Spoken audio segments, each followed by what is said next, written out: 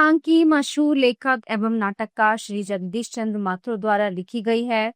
इसमें सम्राट अशोक द्वारा कलिंग युद्ध के बाद की आत्मग्लानि व बौद्ध धर्म की शरण में जाने की कथा का वर्णन किया गया है। साथ ही कलिंग की राजकुमारी के एक अनूठे व्यक्तित्व की झलक भी इस एकांकी में मिलती है। पात्र है अशोक, सम्राट, रेखा महामात्य राधा गुप्त की पुत्री एवं अशोक की प्रेयसी। नंदिनी रेखा की दासी, गायिका, कलिंग की राजकुमारी। स्थान है कलिंग की राजधानी में एक भवन। समय है 261 ईसा पूर्व, कलिंग विजय के दूसरे दिन की संधि। भवन अच्छी तरह सजा हुआ है। एक बड़ी सी चौकी दीवार से लगी हुई रखी है। उस पर सुंदर कालीन और तोशक रखे हुए हैं। पीछे की ओर खिड़की है। मूढ़े के ऊपर कई उपादान रखे हुए हैं। इधर उधर धूपदान रखे हैं और एक तिपाई पर दीपक जल रहा है। नंदिनी सब वस्तुएं सजाकर ठीक रखने में लीन है। बीच बीच में गायिका से बातें करती जा रही है। गायिका उत्सुकता से प्रश्नों की झड़ी लगा रही। तो गायिका पूछती है, तो सम्राट अभी यहाँ आएंगे? तो नंदिनी कहती है हाँ। गायिका, मैं उनसे नहीं मिल सकती? नंदिनी, गायिकाओं के लिए स्थान नियत होता है। गायिका, कहाँ? नंदिनी, बराबर वाले कक्ष में, तुम्हें वहीं बैठकर गाना होगा। गायिका, और सम्राट यहाँ बैठकर सुनेंगे। बड़ी अनहोनी सी बात है, संगीत में केवल स्वर ही तो नहीं होता। नंदिनी, संगीत के स्वर में ही सब कुछ हो सकता है। तुम्हारी कला की परख तो इसी में होगी। तो गायिका कहती है, तो आज कुमारी रेखा सम्राट को कलिंग विजय पर बधाई देगी। नंदिनी, और फिर ये तैयारी किस लिए? धनुष आज तीर को बधाई देगा। ये सम्राट की विजय नहीं, कुमारी रेखा की विजय है। गायिका, ये कैसी पहेली है? सम्राट प्रधानमंत्री के सिवाय और किसकी सलाह लेते हैं? नंदिनी कहती है कि गायिका, तुम अधिक जानना चाहती हो? ये पाटलिपुत्र के राजमहल की बातें हैं, तुम नहीं समझ सकोगी। गायिका, तो क्या? गायिका कहती है, तो क्या कलिंग विजय प्रधानमंत्री की सलाह से नहीं हुई है? तो नंदिनी बताती है कि कलिंग विजय क्या? सम्राट के सभी युद्धों, उनकी सारी योजनाओं में प्रधानमंत्री राधा गुप्त की पुत्री कुमारी रेखा का हाथ है। समझी? गायिका, राजकुटुंब की हत्याओं में भी? नंदिनी, हाँ। अब कौन है जो अशोक से पाटलिपुत्र की गद्दी छीन सके? रास्ते के सभी कांटे तो दूर हो गए। शत्रु सामंत मौत के घाट उतार दिए गए। एक भाई सुमिशा तक्षशिला में पड़े हैं और दूसरे वीत शोक को देश निकाला है। कि सब क्या प्रधानमंत्री की सलाह से ही हुआ है? गायिका, तो सम्राट को बढ़ावा देने वाली केवल एक शक्ति है, कुमारी रेखा के वचनों की शक्ति, यानी कि नारी शक्ति। गायिका, ये कैसी नारी शक्ति है जिसके कारण मानव रक्त बहे, यानी कि जिसके कारण मनुष्यों का रक्त बहे, खून बहे? ये कैसी नारी शक्ति है? तो नंदिनी कहती है, रक्त गंभीर होकर। गायिका, कुमारी रेखा की आंखों में एक दूसरा रक्त है, आकांक्षा परक। सारे भारतवर्ष की महारानी बनने का रक्त। रुक जाती है बाहर पदचाप, यानी कि पैरों की आहट होती है। ये लो, सम्राट और कुमारी आ पहुंचे। तुम जाओ, इशारा करती हुई इस कक्ष में बैठो। वीणा लाई हो तुम? गायिका, मैं वैसे ही गाती। तो नंदिनी कहती है, अच्छा तो बैठो, जब मैं कहूं तब गाना आरंभ कर देना अपनी उसी सुरीले ढंग में। गायिका का बाईं ओर प्रस्थान, नंदिनी एक तरफ खड़ी हो जाती है। सम्राट और रेखा दाहिनी ओर जाते हैं। नंदिनी का झुककर प्रस्थान होता है। सम्राट और रेखा, जानती हो इसके अंतिम शब्द क्या थे? उसके अंतिम शब्द थे चंडाशोक, एक दिन तुम अपने शत्रु के ही दास बनो। रेखा, इतनी हिम्मत? अशोक, दूसरे क्षण उसका मस्तक मेरे पैरों पर लौट रहा था। लेकिन कितने भयानक शब्द थे वे, सूने मसान की तरह भयानक। तो रेखा क्या कहती हैं? पानी के बुलबुले की तरह क्षणिक। छी सम्राट, गिरती हुई दीवार भी घोर शब्द करती है, पर उसके बाद रहता क्या है? एक मिट्टी का ढेर। अशोक, मिट्टी का ढेर, मंद स्वर में उपेंद्र मिट्टी का ढेर है। रेखा, और फिर उपेंद्र के शब्दों का अर्थ ही क्या है सम्राट? आपका अब शत्रु है ही कौन जिसके आप दास हो सके? अशोक, मानो जाग कर, ठीक कहा रेखा तुमने, मेरा अब शत्रु है ही कौन? गांधार से लेकर केरल तक, कामाख्या से लेकर सौराष्ट्र तक, सारा भारतवर्ष आज चंडाशोक से कांपता है। आपकी किरकिरी की तरह खटकने वाला कलिंग भी अब मेरी हथेली में है। रेखा, तो उपेंद्र के सारे संबंधी नष्ट हो गए? सम्राट अशोक, हाँ, बैठते हुए, सिवा उसकी बहन के। कलिंग की राजकुमारी अभी तक अशोक की नजर से परे है। हंसता है, सुना है वे तो कभी की बौद्ध भिक्षुणी हो गई। देखा, वो शत्रु कन्या है सम्राट। उसके भाई के अंतिम शब्दों के अनुसार आप उसके दास हो सकते हैं। अशोक, ठहरो। रेखा, ठहरो अशोक। रेखा, तुम्हारे सुख में मेरा सुख है, तुम्हारे आनंद में मेरा आनंद है, पर आज न जाने क्यों मेरे हृदय में कोहरा सा छाया हुआ। रह रहकर उपेंद्र के अंतिम शब्द कानों में गूंज उठते हैं। रह रहकर उन सहस्रों कैदियों का चित्र मेरी आंखों के सामने खिंच जाता है। रह रहकर बीत शोक के निर्वासन का दृश्य याद आ जाता है। कह नहीं सकता क्यों अनमना हो रहा। रेखा, मैं अपने आप को भूलने आया हूँ।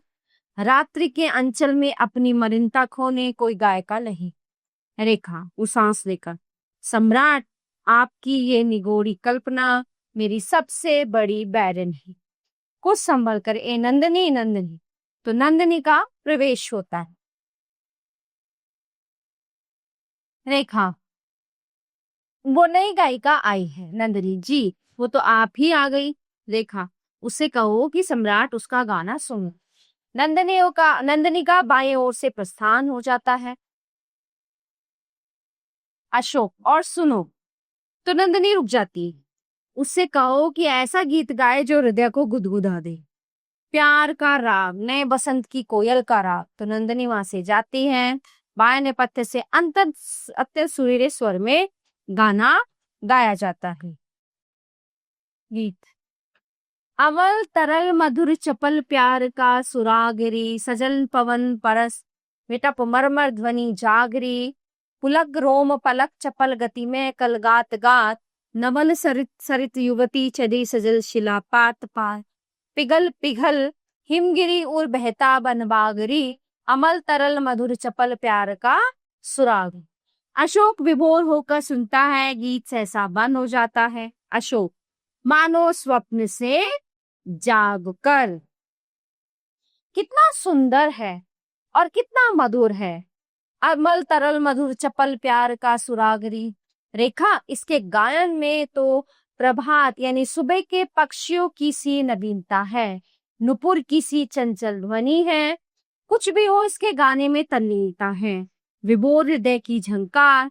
एक बात सोचता हूं मैं, क्या इस गायिका के आनंदित स्वर के पीछे सच ही एक ऐसा हृदय है जो हर्ष से फूला ना समाता हो, यानी कि खुश हो, आनंदित हो।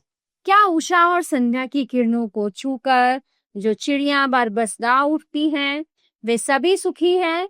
कौन जाने रेखा, इसके सुहावने गीत के नीचे एक जर्जर और पीड़ित हृदय छिपा हो, कौन जाने। पुनः नेपथ्य से गाने का स्वर, प्रत्येक पद के बाद स्वर रुक जाता है। इस बार स्वर में एक हल्की वेदना है, मानो बीते करुण अनुभव की कहानी सुना रही। गीत, सुना मेरी वंशी वो तान, करुण उस गाथा के सोपान, बसंती वैभव का विस्तार, सुना कैसे सागर के पार, सरस फूलों का सुंदर देश, भ्रमर जिनका नृप अतुल उदार, सुरभि सुमनों की उसकी प्राण, सुना मेरी वंशी वो तान। गीत रुकता है। अशोक, रेखा, स्वर बदल गया है, तुम सुन नहीं रही हो। रेखा, चुप। फिर गीत चलता है। गीत, भ्रमर का सुमकर मधुर निनाद, गंध का पा मधुमेह संदेश, पवन की चंचल लहरी एक पार कर अनजाने से देश, खोजती पहुंचे इस उद्यान, सुना मेरी बंशी वो तान। और गीत वहां पे रुक जाता है। अशोक, ये तो कहानी से जान पड़ती है। तो रेखा कहती है, मुझे नहीं मालूम था कि गायिका इतनी चतुर है। अशोक, और सुने गीत दोबारा। भ्रमर का देखा उसने रूप, भ्रमर का देखा सुंदर वेश, कहा प्रिय चलो हमारे साथ और जीतो तुम देश विदेश, करो नम सुमनों का रसपान, सुना मेरी वंशी बहता। फिर गीत रुकता है। अशोक उसके बाद हाथ पर ठोड़ी रखकर बैठता है। रेखा, लेकिन सम्राट ये गीत तो बड़ा अटपटा सा जान पड़ता है। अशोक उसके बाद मतलब वो बार बार कहता है। गीत पुनः चल निकलता है, स्वर में तीव्र, अरे क्या था कोई अभिशाप, अरे क्या मायाविनी का जाल की जो आकांक्षा का बना दास, शांति सुंदरता का बनकाल भमन ने विश्व विजयी था। सुना अशोक, फिर क्या हुआ? रेखा, आप तो ऐसे सुन रहे मानो आकाशवाणी हो, मतलब अशोक जो है वो कहते जा रहे हैं, वो सुनाती जा रही है। अशोक, सुनो रेखा, निश्चय इसमें कुछ भेद है। रेखा चौंक कर, क्या? गीत फिर से शुरू होता है। ध्वंस करता फूलों के पांव, छेदता कलियों के लहूगात, मसलता किंशुक पीत पराग, करोड़ों जीवों पर आघात, रुधिर से लाल चला नादान। सुना अशोक, ओह रेखा, मैं उसे बंद करती हूँ। नंदी, अशोक ठहरो, यानी कि अशोक को वो और आगे सुनना था।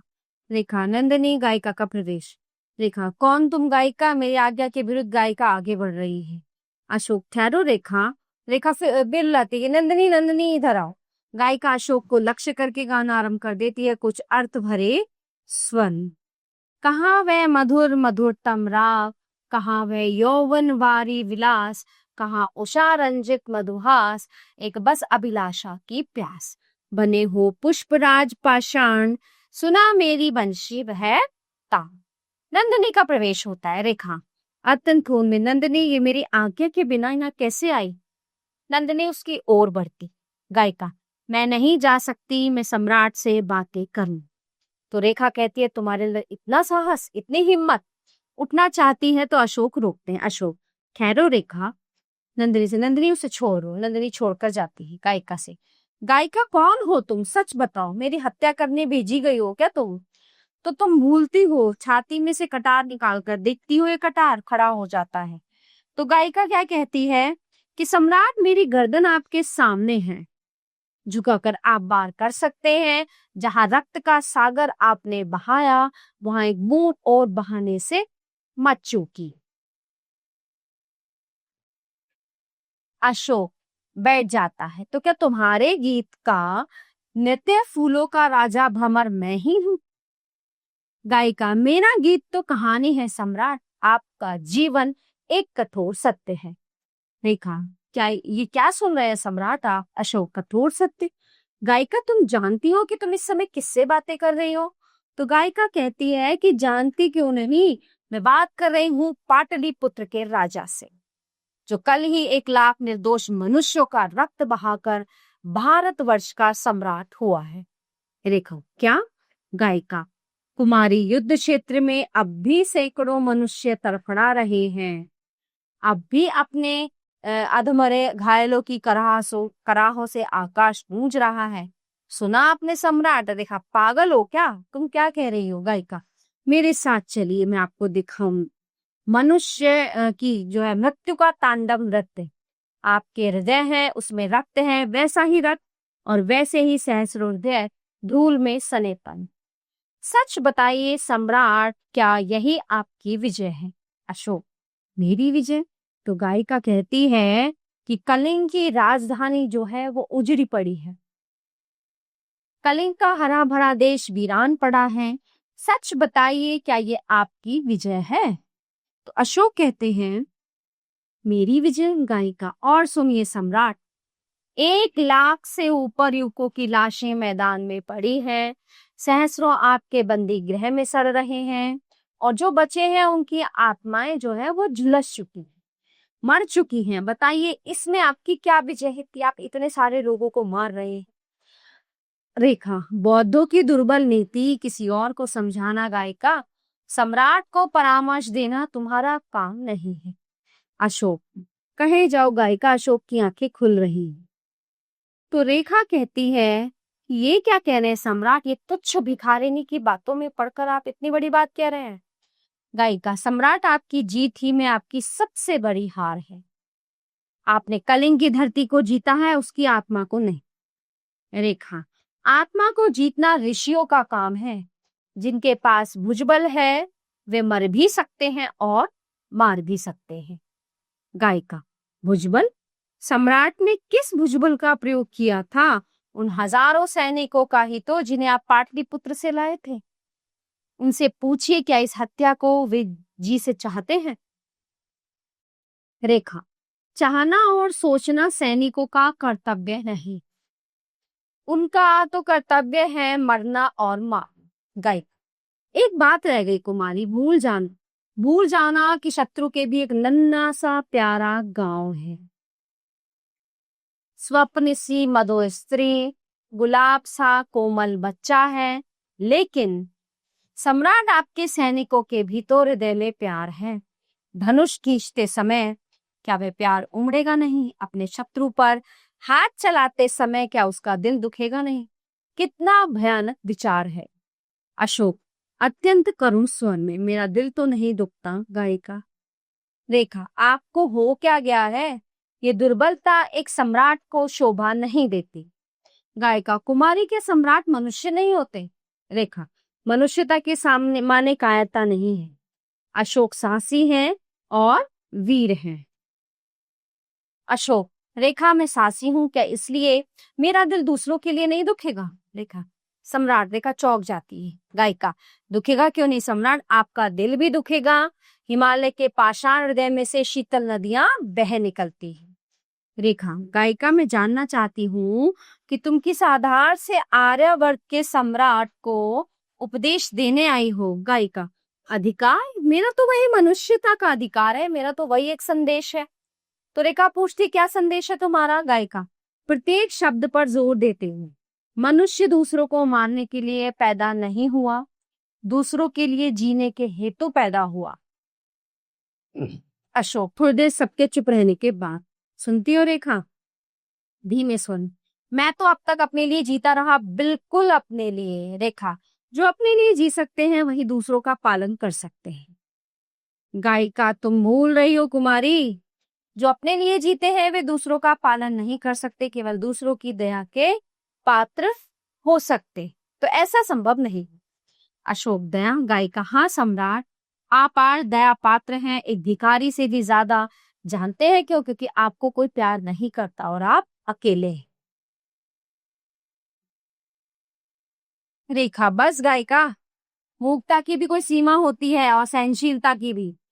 तो अशोक क्या कहते हैं? अशोक कहते हैं, अपने आप दोहराता, मुझे कोई प्यार नहीं करता, मैं अकेला हूँ। क्या ये सच है गायिका? गायिका, बिल्कुल सच है ये। आपको कौन प्यार करता है? आप तो आकांक्षा के पुजारी हैं, पतझड़ के पेड़ की तरह अकेलू, जिसका पत्ते भी साथ नहीं देते। रेखा, कैसी विचित्र बात है, भारतवर्ष के सम्राट अकेले हैं, उन्हें कोई प्यार नहीं करता। कैसी अनोखी बात है, उनसे ऐसा गम, लेकिन उनकी करोड़ों प्रजा क्या मर गई है? गायिका, प्रजा उन्हें प्यार नहीं करती, उनसे डरती है। अशोक, स्वप्न से? प्रजा मुझसे डरती है? रेखा, गायिका की ओर कदम बढ़ाकर, उनके विश्वस्त मंत्री और सेनापति। गायिका, जो केवल आज्ञा मानना और सलाह देना चाहते, वे अशोक को प्यार क्या करेंगे? अशोक करुण स्वर में, रेखा, रेखा जो अब गायिका के बिल्कुल पास पहुंच गई थी, उसे घूरते हुए, और मैं? गायिका, तुम? रेखा, हाँ मैं, उद्दंड नारी, बताओ क्या मैं भी सम्राट को प्यार नहीं करती? बताओ बताओ। तो अशोक, रेखा, रेखा, मैं तो तुम्हें प्यार करता हूँ, मैं तुम्हें प्यार करता हूँ। तो गायिका कहती, लेकिन सम्राट कुमारी रेखा आपको प्यार नहीं करती। अशोक, क्या? तो रेखा कहती है कि झूठ, बिल्कुल झूठ। पीछे हट जाती है मानो उसको धक्का लगा हो। गायिका, कुमारी रेखा, गुस्सा करना व्यर्थ है, मैं सब कुछ जानती हूँ, मैं सब कुछ। अशोक, क्या जानती हो तुम? गायिका, रेखा का प्यार मेरी एकमात्र निधि है, उसे तुम मुझसे न छीनो। रेखा, आप उससे भीख मांग रहे हैं सम्राट? अशोक, मुझे कुछ नहीं सूझ पड़ रहा है रेखा, जैसे मैं रास्ता भूल गया हूँ। गायिका, गायिका, बताओ ना कि तुम क्या जानती हो। गायिका, तो सुनिए सम्राट, मैं जानती हूँ कुमारी रेखा की केवल एक लालसा है, एक अभिलाषा है, भारत की साम्राज्ञी होना, और उसके लिए केवल एक साधन है, एक आपके प्रेम की विजय। और मैं गायिका नहीं हूं, मैं एक बौद्ध भिक्षु हूं। देखा, सुन रहे हैं सम्राट? इस पागल औरत का प्रलाप। अब मुझे जाना होगा आपके पास। अशोक, रेखा तुम जाओगे मुझे छोड़कर? कहाँ जाओगी रेखा? तो रेखा, कहीं भी, किंतु यहाँ अब न रह सकूंगी। गांठ लगाने पर टूटी हुई रस्सी एक नहीं हो सकती। अब तक आपके ऊपर मेरा पूरा अधिकार था, पर आज वो प्रस्थान, यानी कि वहां से तेजी से प्रस्थान कर जाती। अशोक, रेखा उठते हो। रेखा, रेखा वो भिक्षुणी, तुमने क्या किया? इससे तो अच्छा था कि तुम मुझे झूठे स्वप्न में रहने देती। तो गायिका कहती है कि आपको स्वप्न आपको फिर मिल सकता है। अशोक, वो मेरे प्रेम का स्वप्न था भिक्षुणी। तुमने तो कहा था मैं अकेला हूँ। हाँ, मैं अकेला हूँ। अब मेरे प्यार का एकमात्र केंद्र तुमने छीन लिया। मैं भारतवर्ष का सम्राट कितना दयनीय हूँ। गायक, सम्राट इधर देखिए, आज आपके बंधन टूट गए। अशोक, प्रेम के बंधन? गायिका, नहीं, घृणा के बंधन, लालसा के बंधन। अशोक, परंतु मेरी लालसा अमर है। तो गायिका कहती है उसे अमर ही रहने दीजिए, आपकी लालसा अमर रहेगी तो आपका प्रेम भी अमर रहेगा। और आज आपसे संसार इन दोनों की भीख मांगता। अशोक, ये क्या कह रही हो भिक्षुणी? गायिका, सम्राट, आपके टूटे हुए स्वप्न के खंडरों में आज मैं एक नया स्वप्न देख रही हूँ। नए जीवन का स्वप्न, नए उल्लास का और नई दुनिया का स्वप्न। अशोक, परंतु देवी, मेरी दुनिया तो उजड़ चुकी है। तो गायिका कहती है कि वह तो संकीर्ण है, स्वार्थपूर्ण दुनिया थी, लेकिन एक और भी तो दुनिया है सम्राट, उन जगमगाते हुए तारों की, हंसती हुई नदियों की दुनिया। ये पृथ्वी कितनी सुंदर है, कितनी सुहावनी है सम्राट, लेकिन आज इस मनोरम जग तीतल पर एक पिशाच घूम रहा। अशोक पूछता है, पिशाच? मतलब कौन पिशाच? गायिका, हाँ, युद्ध का पिशाच, नर हत्या का पिशाच। सम्राट, इस सुंदर संसार में आज अकेला मनुष्य असुंदर है, हत्यारा है और अभागा है। अशोक, ओ भिक्षुणी, इतनी जिम्मेदारी मैं नहीं सह सकती। गायिका, सम्राट, इन रक्त की नदियों के पीछे, इस हाहाकार और अत्याचार के उस पार मैं एक नई दुनिया का स्वप्न देखती हूँ। कलिंग की उजड़ी हुई धरती में एक नई सृष्टि आप भी देखिए सम्राट। उस और चिताओं के परे आहों के ऊपर देखिए ना। अशोक, लेकिन देवी, मेरी लालसा, मेरी अतृप्त आकांक्षा मैं न देख सकूंगा। नहीं। गायिका, क्यों नहीं सम्राट? आपकी लालसा, आपके अरमान, आपकी शक्ति, आपका प्यार, सब आज से उस अनोखे चित्र का निर्माण करेगी। फिर कोशिश कीजिए कि आप उस स्वप्न को नहीं देख पाते। अशोक, मैं कोशिश करूंगा देवी। गायिका फिर क्या कहती है? मैं तो देख रही हूँ सम्राट, उज्जवल प्रभात, यानी कि उज्जवल सुबह, भगवान बुद्ध की करुणामयी किरणों से आलोकित प्रभात। मैं देख रही हूँ भारत भूमि के कोने कोने में उनके पावन संदेश का प्रचार। आर्यावर्त के हर एक नगर में शिलालेख और स्तंभ, और मैं देख रही हूँ सदियों बाद संसार के हृदय मंदिर में अशोक की प्रतिमा, सच्चे धर्म के पुजारी की प्रतिमा। और रुक कर मुझे निराश करेंगे सम्राट? अशोक, इसमें देख रहा हूँ देवी, मैं भी देख रहा हूँ, मेरी आत्मा धुल रही है, मेरा कलंक धुल रहा है। भिक्षुणी, भिक्षुणी, कैसा उज्जवल प्रभात है ये? निस्तब्धता। गायिका, रात बीत रही है सम्राट, मुझे जाना। अशोक, लेकिन तुमने मुझे नया मार्ग दिखाया, कैसे एहसान को चुकाऊंगा? तो गायिका कहती है, विश्व सेवा के द्वार। अशोक, अपनी सेवा का भी अवसर दो देवी मुझे। तो गायिका कहती है, मेरी सेवा? भिक्षुणी की क्या सेवा? मानो याद है। हाँ, एक काम है। अशोक, आतुर होकर कहो। आप मेरे लिए एक भाई ला दीजिए, ला सकेंगे? अशोक विस्मित होके, भाई? गायिका, हाँ भाई, मेरा भी एक भाई था, परंतु कल वो आपके कलिंग युद्ध में मारा गया। अशोक मानो बिजली छू गई हो। सच बताओ, तुम कौन हो? पूछते हैं कि सच बताओ तुम कौन हो। गायिका, ठीक, कलिंग की राजकुमारी, अब एक भिक्षुणी हूँ। अशोक गिर पड़ता है घुटनों पर, अपने हाथों से मुंह ढकता हुआ। कलिंग की राजकुमारी, रुंधे हुए गले से, ओ मैं तुम्हारे भाई का हत्यारा, हत्या। गायिका, नहीं सम्राट, आप भी मेरे भाई हैं। रुंदे गले से अशोक के कंधे पकड़ते हुए, उठो मेरे भाई, उठो मेरे अशोक। अशोक खड़ा होता है, मेरे भाई, अशोक मेरी बहन। गायिका, कहो, कहो गाकर कहो, जोर से कहो, बुद्धम शरणम गच्छामि, संघम शरणम गच्छामि, धम्मम शरणम गच्छामि। तो अशोक गाता है, बुद्धम शरणम गच्छामि, संघम शरणम गच्छामि, धम्मम शरणम गच्छामि, पर्दा गिरता। प्यारे बच्चों, ये पाठ यही समाप्त होता है। आशा करती हूँ आपको अच्छे से समझ आया होगा। मिलते हैं अगली कक्षा में। धन्यवाद।